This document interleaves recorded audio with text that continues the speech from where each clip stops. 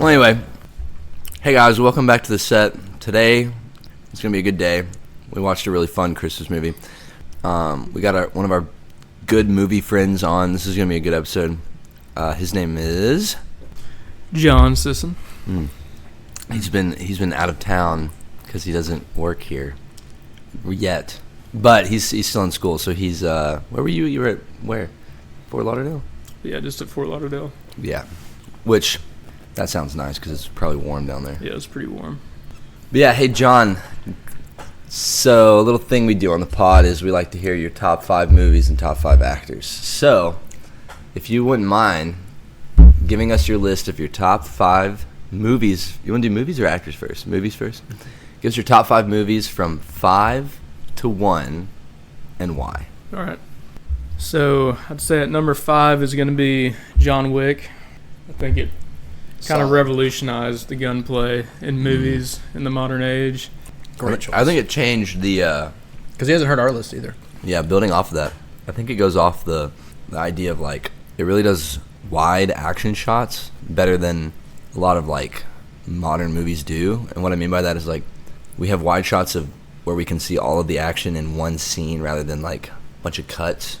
And so you're actually like, wow, Keanu Reeves probably really trained for this movie because he's doing it all and it looks really good and it stands out. So yeah, my favorite part is the realism, like the fact that you see him reload and count his bullets, and he gets hit, he just has bulletproof suits on. So very grounded movie. All right, what's your number 4? All right, number 4 is going to be Wind River. Never seen this movie. He just watched it. I just recently saw this movie. Let me look it up. It's definitely Jeremy Renner's best movie, hands down. Oh, Jeremy Renner's in it? Yeah. And Elizabeth Olsen. Yeah. I think the plot was just insane. It was so intense the whole time. It just builds up in such a beautiful way. Wait, is this the movie where he lives in like a trailer home or something? Mm-hmm.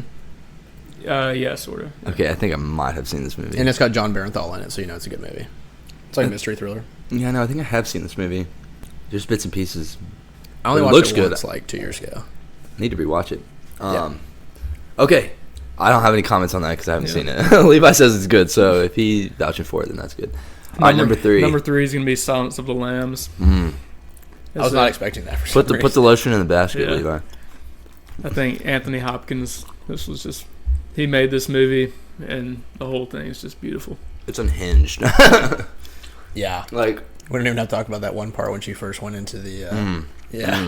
That movie's... I remember my dad... It's a great way to get demonetized. Well, it's funny, because when my dad was like, hey, we need to watch this movie one night, I was like, what's it about? He's like, it's about a cannibal that helps an FBI agent find another guy. Mm-hmm. Find another kid. And I was thinking, like, this movie was just going to be about the cannibal on the loose, like, killing and eating people. That's what I thought, too. But I was like, okay, so he's in jail, it's not bad. But, yeah, Anthony Hopkins is... insane in that. Off but then the you rails. realize how much crazier Buffalo Bill actually is. Mm-hmm. He's crazy. That movie is really good. And the whole tension towards the end of that movie, just the tension, the building of tension in that movie, it's insane. All right, number 2. Number 2 is going to be The Dark Knight. Oh. Yeah. Yeah, that's an excellent movie. I've never seen all those movies all the way through. I've just seen bits and pieces. And last year around this time, I'll never forget it, me and my roommate sat down and we watched all 3 in order, just one after night. And I was like, I think I was on the verge of tears because I was just like, these are so freaking good. Like, Christopher Nolan is just... I literally, like 2 days ago, was like, I want to rewatch those soon. He's unbeatable. He's just unbeatable. Yeah, Christian Bale and Heath Ledger together is just such an amazing combo. Every Batman movie that has the Joker in it tends to be a good Batman movie. Yeah, I agree. Except for The Batman. That's still a good movie. That's a great movie. I love that movie. All right, number 1, gold medal. Before number 1, I have a honorable mention from a friend, actually, who's starting film, and he made a short film called The Inheritance. Ooh. It's 15 minutes long. We actually need to watch that someday. What's it on? It's on Vimeo right now. Oh, what's the genre? Horror. Oh, dude, I love watching short horror. I've gotten into that recently, actually. Is it a TV show? No, it's a short film. I'll send you the link. Yeah, I was gonna say, he just moved up to New York City, starting film. But number 1 is gonna be In the Line of Fire with Clint Eastwood and John Malkovich. It's a Secret Service movie. Oh, okay, so it's not one of his westerns. I've You heard know of that it's not movie, one but I of haven't his seen westerns. it. So you know what I've noticed? So last episode, Jackson Peak was all about westerns. Yeah, And going to your house, John, I feel like you're a very big like spy, like because he's got the James Bond poster. yeah, up. FBI, like someone higher up that's like doing like or like Patriots games or stuff like that, where it's like this spy that does stuff, but also is like in the FBI or whatever. I feel like you like that genre. Yeah. Correct me if I'm No, wrong. that's definitely my crime thriller. Like Yeah. Wind River was right up my alley. Have you seen Heat? He's really good. Who's in that? Robert De Niro and Al Pacino, and Val not. Kilmer. Isn't Heath Ledger in it? No, he's too old for him. Oh, Val Kilmer's in it. That's what I'm thinking. Yeah, of. Val Yeah, Val Kilmer. Okay, that's a solid list. I think you have prioritized like story over Action. some people's. Yeah, my list was kind of busted because some of it's nostalgic, but you've got a good list. All right, let's hear your actors. Okay. I got to get ready for this one because I always have to look them up. Oh yeah, see your favorite movie. See my favorite movie. All right, so Daniel Craig is number 5. That's a great one. This is a great one. Obviously, because of James Bond for me. I think Yeah. he kind of revolutionized Bond too in a way. Sean Connery's still the best Bond, but I think Daniel Craig really brought back the interest in the culture of Yeah. the popularity of James Bond again. Oh yeah, So I think Skyfall would probably be my favorite movie with dude. him. Skyfall is so good. I love Skyfall. My favorite Daniel Craig movie is Knives Out, but Yeah, he's actually my favorite really James good. Bond movie of his. Skyfall is up there, but No Time to Die. My sister cried in the theater. I almost cried. That's the last one? Yeah, that was the last one. My favorite one, my favorite movie of his is Star Wars Episode 7, where he's a stormtrooper and you don't know. I actually have seen him in the cast for I'm that, but I was kidding. like, you literally the other day said you hated him. I know, I'm kidding. I just think it's funny that he's in that, just as like a background character. A favorite movie that he's in? I mean, dude, I love any of the James Bonds he's in are really good. But Yeah. y'all ever seen Logan Lucky? That's a pretty. Yeah, good that's a movie. good yeah. movie. Yeah. I'd say it's not maybe not my favorite movie that he's in. My favorite would probably be Skyfall, but just to be Yeah. different, I'd say Logan Lucky, just to give a little variety here. But All right, number 4 number is 4, Leonardo DiCaprio. Yeah, name a bad Leonardo DiCaprio movie. you Yeah. know? I think he has so much variety. Favorite movie of his got mine.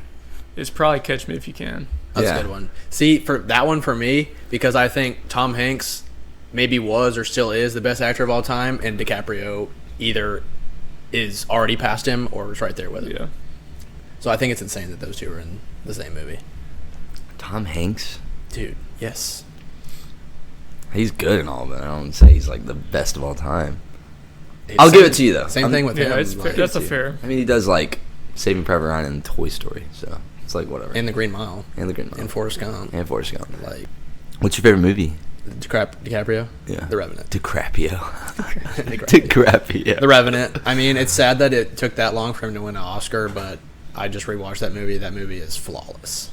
Yeah. It's one of the most beautiful movies ever, too. And the bear scene is my favorite scene, maybe. Have you watched the behind the scenes how they did that? It's kind of interesting. No, I should, though. That sounds It's really cool. And Tom Hardy's a great bad guy, but yeah. My favorite DiCaprio movie is The Wolf of Wall Street because I love that movie. Yeah. I went on a little run in college of just watching that with fraternity brothers. Just Yeah, that makes sense. inviting them over, getting some drinks, and watching it over and over and over and over again. That's crazy, though, for a 3-hour movie. Ah, it's so good. Yeah. Like we went to, for example, one of my fraternity brothers was getting married, and we were in the wedding party. And all the other guys were pretty much fraternity brothers. And while we were like the day of the wedding, we were waiting to leave. One of them was like, "Yo, Chandler, put on Wolf of Wall Street." I was like, "All right." And so I just put it on, and while we were waiting to leave, we were just like saying the lines as they came up. I was about to say, no way it took y'all 3 It was hours to great. wait to leave, though. It was great. But he's got. I mean, I love him in Once Upon a Time in Hollywood. Oh, yeah. That's just another wreck, I would say. Like, That was your number 4, right? Yeah, number 4. number 3. Number 3, it's gonna be Christian Bale. Dude, this is a Solid. banger list. His is banger. I think mine was just. I don't even like mine. Hearing his now. Like, dude, I think Christian Bale and another one that has great variety from like American Psycho all the way to Ford versus Ferrari or Dude, playing that- Batman. But we were just talking about Ford versus Ferrari yeah, it's such a good yesterday. We were talking about like It's one of the best movies. That's a sleeper movie. You know what I'm saying? Like, Yeah. it's good, but I feel like not enough people have watched it. Yeah. Facts. You know what I'm Go saying? watch Like, Ford it's versus Ferrari. so good. Yeah, it It's really is. so good. People think it's just about cars. Yeah. And, you know, And I'm like, no, it's Yeah. way more than that, but it's also just, dude, I remember watching it a couple weeks ago, or not a couple weeks ago, maybe a year ago, a couple months ago, and dude, I was just like, I only watched it the one time in theaters, but I watched it with This my is- parents, and I remember seeing, like, walking out of that theater and telling my mom, I was like, that may be one of the best movies I've ever seen. wait, so what's your favorite? Oh, I mean, you know what it is. Dark Knight? Yeah. What's your favorite movie with him? Yeah, probably. Yeah. And that would be mine, too, so my number 2 would be Ford versus Ferrari. Yeah. Okay. You can go American. It's- I would say Okay. I would say American Psycho, because that's his that was his breakout role, wasn't it? Pretty much. I think it was, yeah. They put him in the spotlight. Yeah. Well, he was... he's in Newsies, if you ever seen that, but that movie's not that good. He was a little kid, but... Never seen it. Anyone those? So number 2 and 1 are pretty unique, but they're by far my favorite. 2 is going to be Javier Bardem. He's the best villain actor, I think, of all time. Yeah. He's so good. Definitely my favorite from him is No Country for Old Men. Okay, yeah. I mean, that is probably, if top 2, not 2, best villain of all time. And, like, you heard the thing about, like, a group of 100 psychologists or something watched hundreds of movies that had, quote-unquote, psychopaths in them, and they said that Anton Chigurh in that movie is the closest thing to an actual psychopath that they had seen. Yeah, I believe it. That movie's rough. I remember it ending, and I was like, "That's it? Yeah. Yeah. Gotta be kidding me!" So your favorite movie is probably No Country for Old Men. Yeah, with him. Levi. He's great in Skyfall, too. I was gonna say. Yeah, I was... Because mine... Let me just look at my... I'll just go ahead and say Skyfall because I just. Okay, well, steal it from you then. Oh, yeah, go ahead, because I got another one. Yeah. Okay. Do that. I was gonna say you could say the same thing because I agree with you. Like Yeah. those two movies, I think he just really kills the villain role in those. My actual favorite movie, maybe not favorite, like him acting, but the best movie I've seen with him in is Dune Part 2. But he's not a villain in that. Listen Al Gaib. Yeah. He's an absolute glazer. Still haven't seen Dune but, 2. Yeah. I know. Don't look at me like that. I'm not wasting my time. we got him on that one in the last episode. All right, number 1 for the gold medal. Number 1 is John Malkovich. Oh. The great Interesting. villain. But I know Just it is say- an interesting pick, but No, I know he's he makes In the Line of Fire my favorite movie. So I actually have a quote from him in my LetterBoxd I know it exactly. He bio. has. Because Red 2 is one of my favorite movies ever. Yeah. When he said, "Why don't they just dip our balls in honey and stake us to an ant farm?" Both my parents know that that's my favorite line ever. Do you think he improv that, or that was written out? I I should feel like look that that up though. That seems improv. I'm Yeah, he just gonna just be seems real like with such you. a weird dude. That I seems need to like- see the movie, and you may have seen it. Being John Malkovich, Yeah, I have. is he good? Yeah, it is good. I started watching it one time, and I don't remember. I think I had something else to do. God, he's got such a filmography. But I he's bet a- that movie's super meta. If you know, because it says, It's an interesting movie. yeah, He's in so much. He That's is. wild. He's in Bird Box, too. He's in Transformers. Bird Box is underrated. Dark of the Moon. Oh, he is. Who is he in Transformers? I don't know. I get confused because the last time I watched them all in a row, so they all kind of jumble together. Bruce Brazos? Who the flip is that? He's in Rounders, too, I haven't seen that. with Matt Damon. The only movie that I can Damon's good. wreck that he's in that I've seen is Red. Yeah, Yeah, the Red Red's movies are such a really good. movie. So that's my wreck for that. My dad loves those movies. Yeah, me too. I don't know why. Red 2 just because it has that line in it, but I always say that Red 2 is one of my favorite movies. Man, this hot chocolate is good. You know who else should have been drinking hot chocolate instead of alcohol? Is Barb from the hit movie And Mrs. Mac. Black Christmas from 1974. So our oldest movie yet. It's our oldest movie yet. It's a good one. I was put on this movie. My buddy Nick Daly, shout out Nick Daly. He doesn't live in Huntsville anymore, but he's the one that really got me into movies in college. He's like a college friend. He's crying right now. Listen. I know, I am crying. Know him. Doesn't you call shout him out. Yeah, he actually had a movie podcast, and he's the one that kind of sparked this interest in starting this too. But yeah, Nick put me on this movie. He made me watch it when I first moved up here. The first Christmas I moved up here in 2022, we watched Black Christmas. All right, guys. We're talking about Black Christmas from 1974. One of the first. Not a cast of big stars, but solid movie. For those of you who have not even heard of this movie, I'll give you a brief synopsis or a little talk about it. It's time for Christmas break, and the sorority sisters make plans for the holidays, but the strange anonymous phone calls are beginning to put them on edge. When Claire disappears, they can contact the police, who don't express much concern. Meanwhile, Jess is planning to get an abortion, but boyfriend Peter is very much against it. The police finally begin to get concerned when a 13-year-old girl is found dead in the park. They set up a wiretap to the sorority house, but will they be in time to prevent a sorority girl attrition problem? You got something? That's a very thorough synopsis. Yeah. I know. The one here is written by Ed Sutton. Shout out Ed Sutton. This the one that they have is during Christmas break, a group of sorority girls are stalked by a stranger, and I'm like, that's just too. Yeah, well, too that's short. just to get you to watch the movie. Yeah. Yeah. So we're gonna go right into trivia first about the movie, and Levi has curated our trivia questions. Yeah. So John might have seen this when you went and looked at the characters, but do you know who plays the killer, Billy? I do, actually. Okay, Chandler, do you know who? Mm-mm. The director. Yeah. That's what it says, but then I went to IMDb, Really? and it says... Did he voice him too? Yeah. Yeah. That little It said freak. Billy... It does say Billy is mainly embodied by camera operator Albert J. Dunk, who not only did the pop shots from the killer's perspective, but also played him during a few of the murders. But it also said that the scene where you see the eye, that Bob Clark, the director, can't remember who was actually in that scene, and so no one really knows whose face, which makes it even creepier. Yeah, that's pretty creepy. Because my whole review for the movie last night was just scariest still shot ever. Yeah. You covered your face. It was pretty creepy. I unfortunately still saw it, though. All right, next question. Most of these are just interesting facts because I couldn't really find.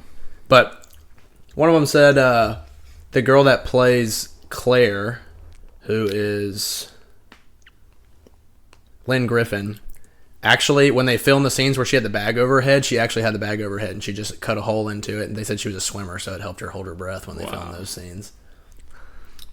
Even more psycho. Yeah, even more psycho. Dude, the shots of her in the chair. Yeah, I know. Rocking back and forth. Mm-hmm. Last one is, according to Bob Clark, the original script for the film featured murder scenes that were even more graphic, but he felt that it would be more effective if the murders were toned down and kept subtle on screen. And the demented phone calls that you hear in the movie of Billy were edited and put in the movie after filming. Oh, so they weren't really hearing anything during post-production. Oh, I think the idea of the kills being less gruesome is kind of smart because when was the first slasher? Like, Was it Halloween? no, this is before Halloween. Yeah. That's what I'm saying. So, It says technically the first slasher was probably Psycho in 1960. well, But I would say probably Texas Chainsaw Massacre, which yeah, that's what we were 71 or maybe even the same year as this. But I like that it's not as gruesome because it doesn't even put it in the same, ballpark as like those 80s slashers. So it kind of works out in its favor of being like it's more refined and I think there's definitely less kills in Halloween, but I think this movie's scarier than Halloween. yeah.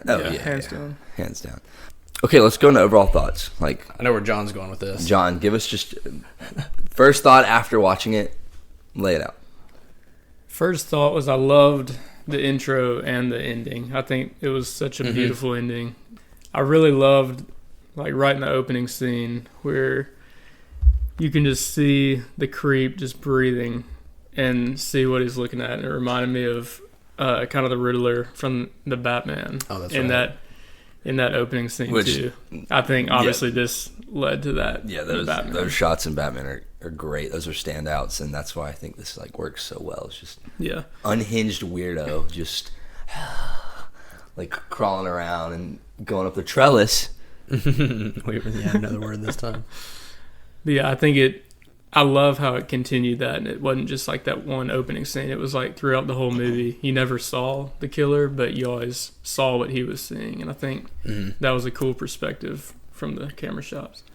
And I like that they didn't show us his like him, just Yeah. his what he looked like in general. So because I know John was interested in seeing what he looked like, or at least like hearing more about the backstory of him, right?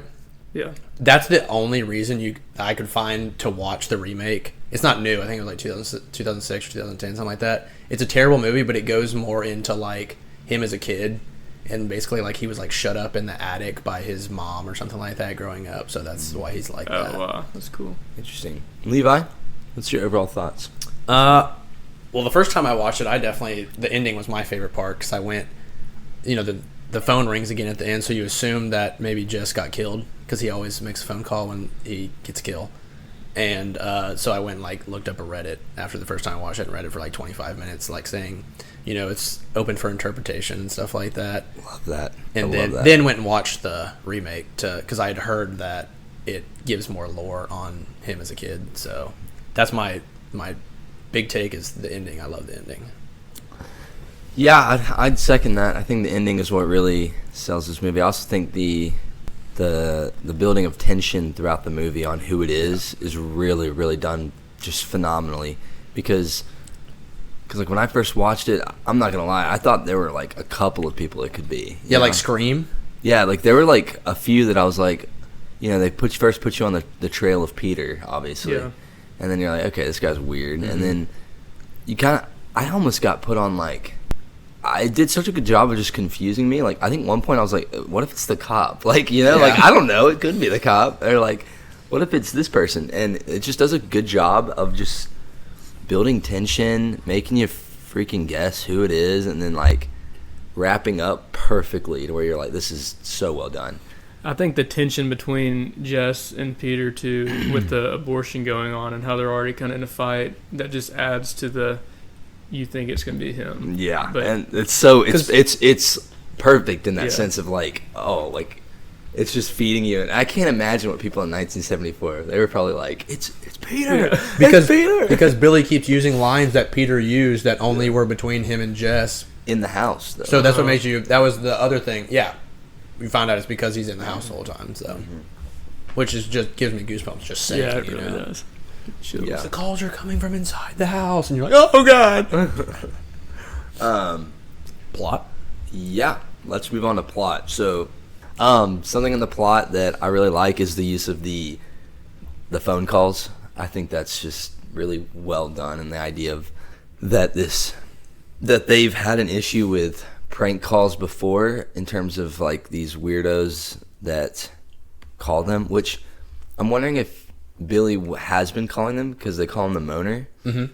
So I'm wondering if it's been a recurring thing, and this time he's like, I'm just going to crawl in their house. But besides that, I just think the use of phone calls and being really creepy and unhinged is so good to set up this like idea of every time it sets up this idea of like every time you hear the phone ring, you kind of get like your toes curl a little bit because you're like, what's he about to say? And I'm sure Scream took that, and that's why they used that, which, Scream is a lot more popular, so some people might not know that.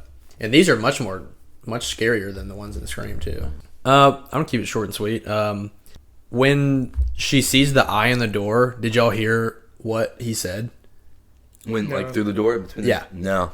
He said, because I was going to say it last night, and I was like, let me just write it down, and I'll say it today, but he said, "It's me, Billy. Don't you tell them what we did, Agnes." And if you watch the remake, Agnes was like, I think his sister or something like that. But his mom always like favored her, I believe. I'd have to go back and rewatch the second one, but that's what he says when she sees the eye. My jaw was on the ground. I was trying to find it while that was happening. I'm not sure if I noticed it the first time I watched it, but I heard him say that last night. Yeah, didn't hear that. John? So one thing I loved from the plot, I think, was the Carl Zitter, the music, the use of how he just made all the scenes even more chilling with the, addition of the cinematography with it. I think it was just beautifully done throughout, like how he's almost walking up the stairs. You just see everything. It just made it that much scarier, especially on the phone call scenes. Yeah, we can. Behind. Yeah, we can. I have a couple notes in score about that. Let's go straight score it. Yeah, we'll kind of dip into score here then. Yeah, I think all the music is like very ambient music. it almost sets like a it's like the use of continual tones, Yeah, if that makes sense. I get Like during shots, so it's not just like a note that's hit once and it kind of fades out. It's like the note is being held and it's this droning noise that just kind of fades through. And then I loved that we talked about it too for score was it's like, since Peter plays the piano in this movie, it instead of it being a piano, it's like they're pulling the strings of a piano rather than playing the notes itself. They're like pulling it, like they opened it up and pulled the strings, and that's almost scarier. I think it leads to you being like, oh, it's Peter even more, because you're like, he's the one. Because when he smashes his piano, that's the music notes I heard. I was like, that's literally the same as every time we hear about the killer. So I think that also helps. In my opinion, I think that's like a decisive decision to like kind of sell you on the idea that it's Peter.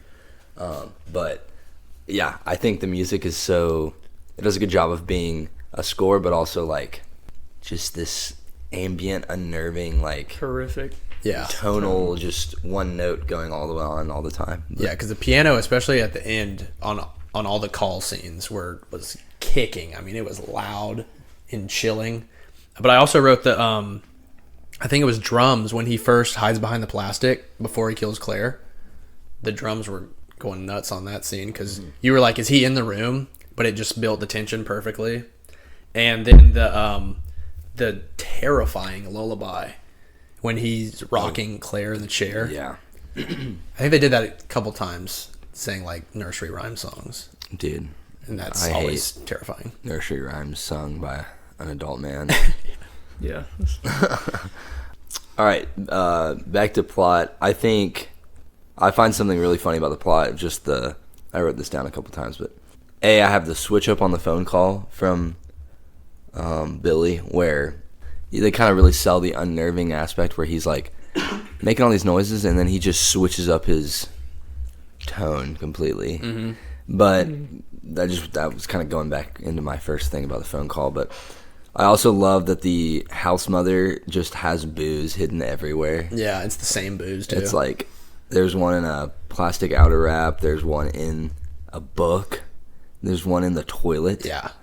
Like the reservoir of the toilet. Mm-hmm. And it's just, throughout the whole movie, you're just like, where's the booze at? I think it's just hilarious. Yeah, I think back to the phone calls that you're talking about. One thing I noticed was the killer, when he would make those like moaning sounds, it reminded me of Buffalo Bill when the girl's in the well.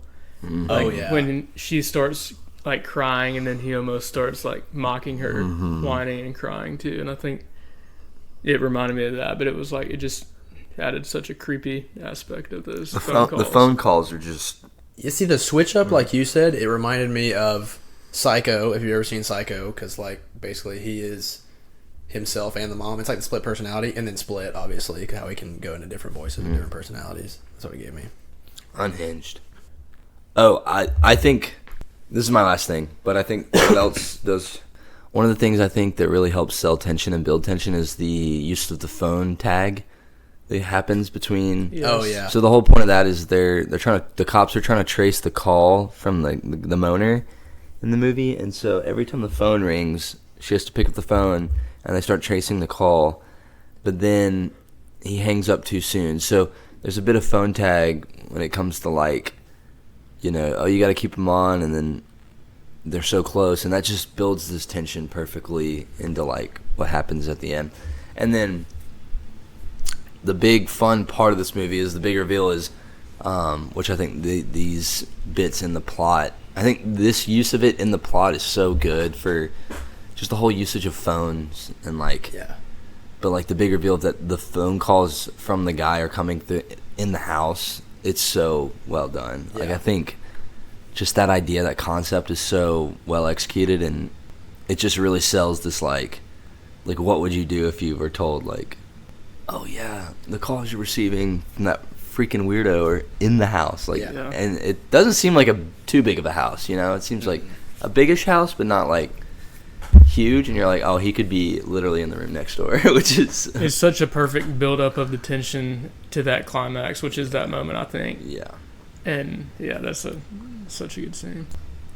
All right, let's move over into acting now. John, are there any like standout performances that you were like, this person is really just selling it and doing great, and or maybe this person wasn't doing enough? You can give an example. I think both. the rest of the sorority girls weren't doing too much, but at the same time, I think that was kind of their job. Yeah. Just normal sorority girls. I think Jess, her acting was great. Uh-huh. You know, I think she was like the last one there, you know, almost the last man standing. Mm-hmm. I think also the house mom did a great job. I think she had kind of like the perfect role. She had enough talking lines. She was pretty funny, but also kind of played an integral role in the movie because it was almost like when she went up to the attic and found Claire dead, I think that was like when everything just started to fall apart in the house. And it was like once you lose her, everything just goes downhill from there. And I think that was just such like a 1-2 punch of that scene. Her seeing Claire and then the hook just going right into her face. That was just such a chilling scene. Because the thing I wrote down from that scene was after she sees Claire, she does the classic horror slow head turn. Bro, I would have dropped down so fast. But, I mean, at the beginning of the movie, I was going to be like, you know, it's acting in the 70s. Like, Halloween is like, no one's really that good. But I think this was better, acting-wise, than Halloween. I think Jess did a good job. Anyone on the phone call scenes, I think the girls did a good job reacting, like, facially to the phone calls, which is why they said they added the phone calls later, was when they tried to do it during, they were reacting to his direct dialogue, and it, like, wasn't working right for the film. So them putting the voice in later helped the reaction somewhat. And I think his voice acting on the phone calls was insane. Yeah, and you said the director did that? Yeah, it says the director did that, but I think, I'm not sure voice-wise, but a lot of the him physically in the movie was camera guy. Oh, okay. Wow. Yeah, I'm with you. I think acting in the 70s, it's all right. It's nothing like crazy. I think Jess does a good job, like we've all said. I think Barb does a great job of selling this, like, I'm the one that gets drunk all the time. It's just, like, I think everyone had their role, and they really played into that role. Like, Claire is kind of feels like the new girl in the sorority, and it's kind of like, you know, doesn't really... Or at least the youngest. That's what I'm saying. Like, doesn't really seem to fit in, maybe, and so, you know, she goes out quick. Barb is the one that just goes against the grain, goes against the rules. The house mom is just stressed out all the time. Phil, I didn't really get a grasp on what Phil's archetype was supposed to be, but she just seemed like generic sister kind of person. The cop, I like the cop. I think he does great. Nash is utterly useless in the movie, which I think is what... That was the point. The point, which he does a good job. I think Peter was good. Really good. I think he's good at selling this idea of, like... And I really like the way he does it because he really sells like he is the killer the whole time, and which, spoiler alert, he's not. But you know, you're kind of watching his mannerisms and the way he like kind of bipolar and just goes from like calm to like insane and like or just really heated and frustrated. And creepy, and you're like, there's no way it's not him. Like through the whole movie, you're like, it's got to be him. His facial expressions too, I think, throughout the movie get more and more creepy, and it's like the more you kind of are thinking it's him, it's like the more his facial expressions like turn more psychotic. Yeah, it did feel very bipolar though. There was a definite switch like part of the way through the movie. So. But I think I can't believe the director plays the Moaner because that's really good too. And I think the voice acting for the phone calls are super good, really good and unhinged. All right, we're gonna move into cinematography, visuals, favorite shots that really stuck out. Levi, you want to start us off with this? Yeah, I'll do a couple. I think towards the beginning, I think this was the first one I wrote down. The slow pan, I think it was the first phone call. The slow pan from the phone call to the attic to set up the whole there's something going on in the attic before you know that's where he is. And then also at the very end, the silhouette of Peter looking through the basement after Jess ran away from the Moaner. Gosh. And you don't know who's outside, and you just see the silhouette, like, and he turns sideways, like, real creepy, and it's just, you know, stained glass, and you can't see through it at all. You just see an outline. Those were the two that stood out to me the most. John, what's some of your favorite shots in this film? I think the first one that really stood out to me was the shot from the closet behind the plastic bag. Just his point of view, seeing her, that was the first like really creepy scene that made me just huddle up in a blanket. I think just any POV shot of the killer is just so good. And I think that's why the start of the Batman is good with the Riddler. You know, you don't really know who this guy is. I think going off of that, like what was another movie? Oh, like Halloween does it too, with like POV shots of just the person walking, it's just done really well. I think it was the perfect amount of usage in this movie. It was not overused by any means, but it was like the perfect amount. And I think and then my other favorite shot was the far shot at the end where it kind of zooms out from the house and you still see Claire in the rocking chair, and it's like she's been there the whole time ever since she was killed, and then the credits roll, and I think nobody sees her from that top window. That was probably the best shot. And you kind of realize how big the house was from that shot too. 3 stories. It feels like there's like a whole half of the house that they don't use, because there's like everything over to the right of the front door, and they never really went there inside. Yeah, you're absolutely right. So I have like shaky cam at the start. It's a POV shot of the killer crawling up the trellis into the attic. It's using shaky cam, which is so good, with breathing.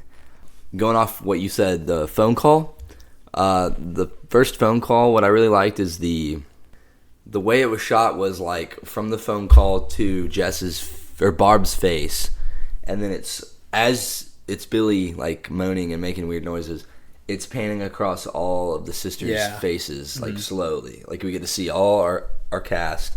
We get to see who's reacting worse.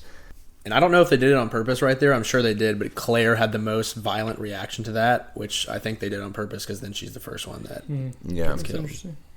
Another shot I have is there's a really good shot of it's either the taxi driver or the dad of Claire's dad on the street. I can't remember which one it is. It's one of these shots.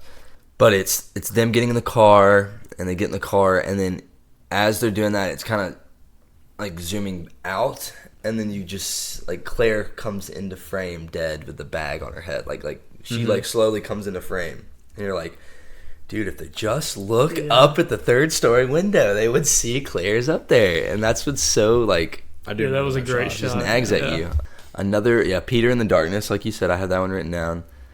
I also really like the shot of that same scene where they're in the basement and Peter is like kind of wiping at the window, and then it's just a shot of Jess, and her facial expression is like horrified, and then she mouths Peter, like, and you're like, oh my gosh, that's just so good. And then the last thing I have for favorite shot is at the end. I love the long take we get of it. It's Jess survives. She's in the bed. She's trying to sleep. All the cops are in the room, and then people start leaving one by one, and then the dad kind of like faints, and they're like, oh, we got to get him to the hospital. So they leave. The last cop in the house kind of looks in the bedroom, looks at Jess, and it's all just a one. It's not a moving camera. It's just a shot of Jess. Things are happening around the camera, not in the frame. And the cop kind of looks in, sees Jess, turns the lights off, then leaves. This whole time we hear like the cars start up, leave, and then it just slowly gets quiet, and then it slowly starts to pan over to the attic, like throughout the house hallways, and we get to see the whole house, and then it goes up to the attic where we hear the lullaby and like the giggling, and that's when you're like, oh, Peter wasn't the killer. Oh no. And she's still in the house. I think that shot is just, again, it kind of leaves you with like this, like, it's not over. Like we're still doing this, and you get kind of like, you start questioning like, what's going on? Like, I thought the movie was supposed to be over by now, and then it just pans up to the attic. All right, guys, this has been such a great episode. It's gonna be a short one this time, which is good because usually they're over an hour, and it kind of. I know my dad keeps complaining that they're over an hour. So, Dad, this one's going to be under an hour for you, okay? But no, this movie's really good. It's great. We're going to get right into final thoughts, what we all think about it and everything. So let's go ahead and let's do that first. Let's give a rating out of 5, like Letterboxd. Both times I watched it, I gave it a 4.5. 4.5. Yeah. What'd you give? I gave it a 4. 4. Yeah, I'd say I'd probably give it a 4 as well. That's our rating overall of this movie. I think it's just, if you're looking for a good, I hate to say Christmas horror movie, but like something that's like captures that, like, oh, it's cold outside, Christmas lights, but like also I kind of want to be scared. You should watch this movie. Yeah. But we're gonna go right into what we would change about the movie. I'm gonna start because I have something ready to go, locked and loaded. Something that I would change. So I really love the idea that the calls are coming from in the house, and I love that reveal of, like, you know, the guys are trying to trace the phone calls, and they're at the phone company, and then he calls the police lieutenant, and the police lieutenant finds out they're coming from inside the house, and then we have to tell Jess. I think that's a great way to build tension, set it all up.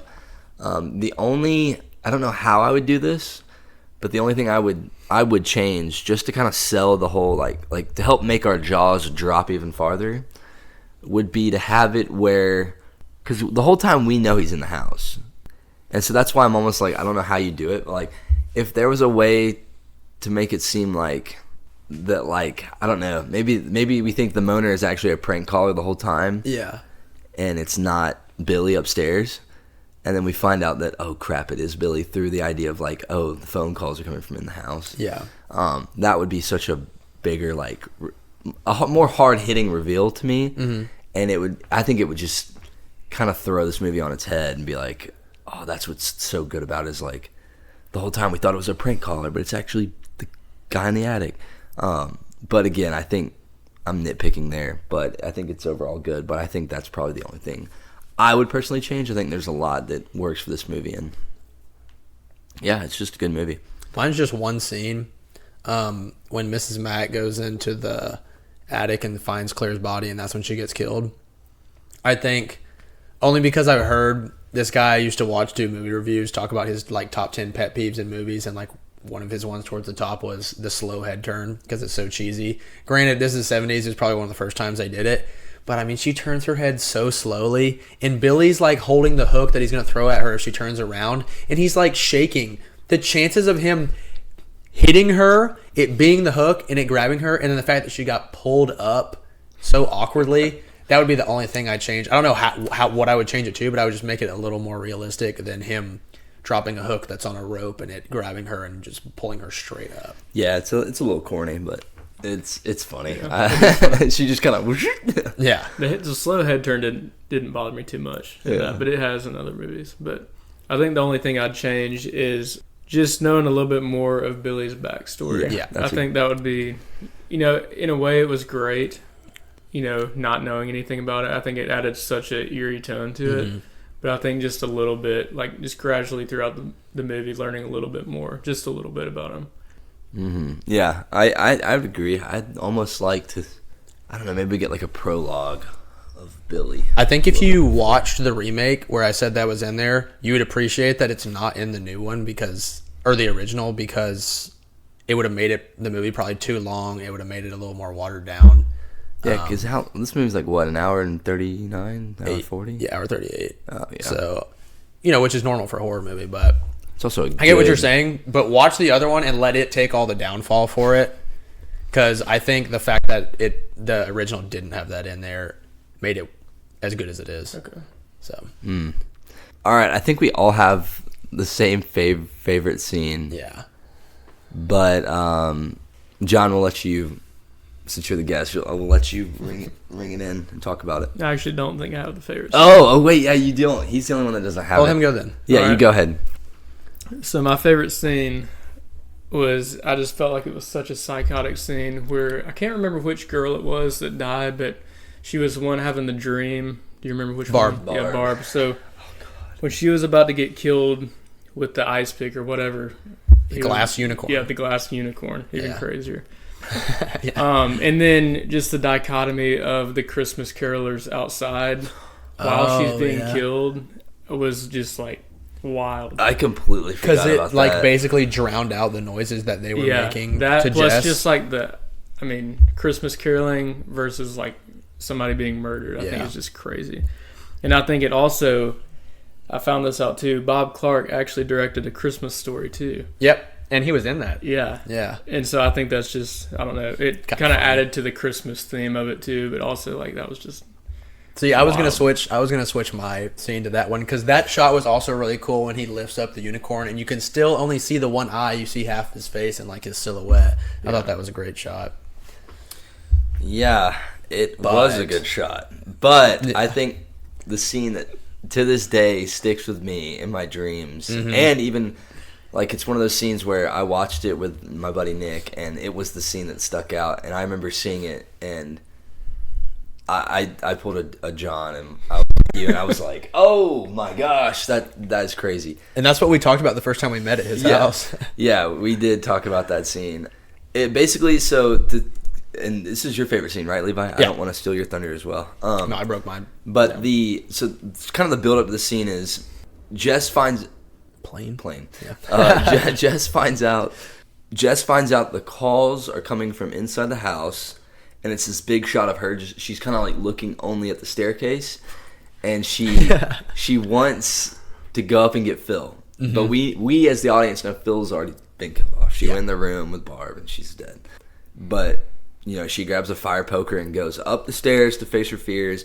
She opens the door, and we get the horrific shot of both the girls' bodies on the bed dead. But then you hear some like, what is it, like breathing and some like muttering. Breathing. And she looks and like, I know everyone, listen, I know everyone listening to this podcast has had the fear that someone has been standing behind their door when they open it. And that's exactly what this shot is. That fear came from this movie. That fear came from this movie because she looks at the crack on the door, and you see one lit up eye, like wide freaking open, looking at her and muttering stuff, and she screams. And dude, that shot is horrifying. It is single-handedly my favorite shot in the movie. I think it's so well done, and it sends chills. She had the perfect reaction to it though. Kick the door. Yeah, Yeah. I'm glad they did that. Who is our favorite performance in this movie? Definitely, whether it was the director or the camera guy, whoever was doing the voice acting for the phone calls nailed that. So Yeah, I'd agree with that too. Okay, similar genre Rex. Levi, you wanna? only because I did Scream when we did Halloween, I'm gonna say Psycho from 1960. Good one. Classic. John, you got any? I think for me it'd be Halloween. Okay. Because I think this movie was, it was obviously a few years before Halloween, and I think Halloween took a lot of aspects from this movie, and I think it kind of paved the way for this genre of movies. I would second that. I was going to say Halloween as well. I think not only is it our first movie we did on this podcast, but I do think there's a lot of, if you like this movie, there's a lot of things that kind of flow over into Halloween, like the POV shots, the music is really good, kind of helps build tension. The tension is built really good. The idea of like, I hate to say like girls getting slaughtered, but I mean that's literally what Halloween is about, is babysitters getting killed. So, but I think that movie has more of, we get to see the killer over this movie, which does a really good job of just hiding that. And plus, this movie does a good job of making you question who it is, and then we know in Halloween who it is. But I would say Halloween as well, easily. But yeah. Well, guys, thanks so much for watching. It's been a great episode. Please subscribe. Please like the videos. I know we missed a week last week. I was on a work trip, and I was sick anyway. So Levi was sick, so we just didn't have enough time to get it in. But we've got a good couple movies coming out here soon that we'll watch and record, and we're gonna have a good time upcoming in the new year. Thanks you so much for sticking around and supporting us. John, thank you for coming on. It's been a blast. Thank you for having me. Oh yeah, no problem. We got our Christmas cookies, the little Pillsbury Christmas cookies we've been eating on this whole time. But yeah, it's been a great episode. this will be the last episode for the year. So hey, y'all have a happy New Year and a Merry Christmas, everybody, and we'll see you next time. That was a clean episode. That was clean. We know what we're doing. That was See, this was the first one we did where we didn't break down seed by